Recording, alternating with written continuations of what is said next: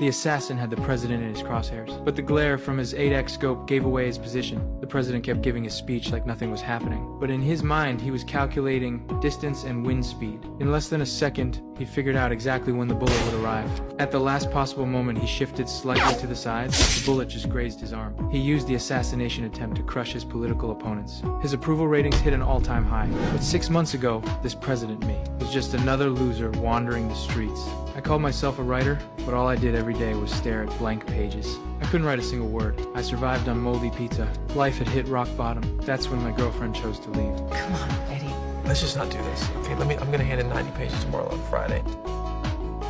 She even left me some money on her way out. It was the ultimate humiliation. I wandered the streets like a ghost. A young guy recognized me, my ex-wife's little brother. I immediately got a headache. This guy used to be a street punk. Now he was dressed like he'd made it big. Seeing me in such a pathetic state, he actually bought me a drink, then started bragging about his secret to success. I watched him pull a pill from his jacket. My instinct was to refuse. It's high tech, he said. Completely legal. They're even launching it next year. What's in it? They've identified these receptors in the brain that activate specific circuits. And you know how they say that we can only access 20% of our brain?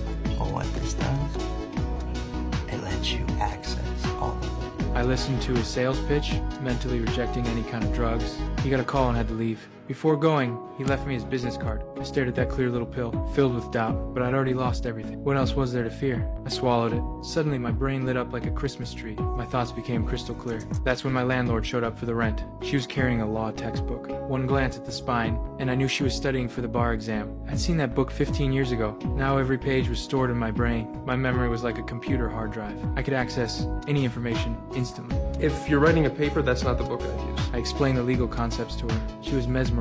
We ended up in bed. Back home, I was still buzzing with energy. Cleaned the apartment spotless. Ideas flowed like water from a spring. I started writing like a man possessed. My fingers flew across the keyboard. I finished an entire novel in one day. The next morning, I was back to my old self. Yesterday felt like a dream, but the novel was still there. I took it to my editor at the publishing house.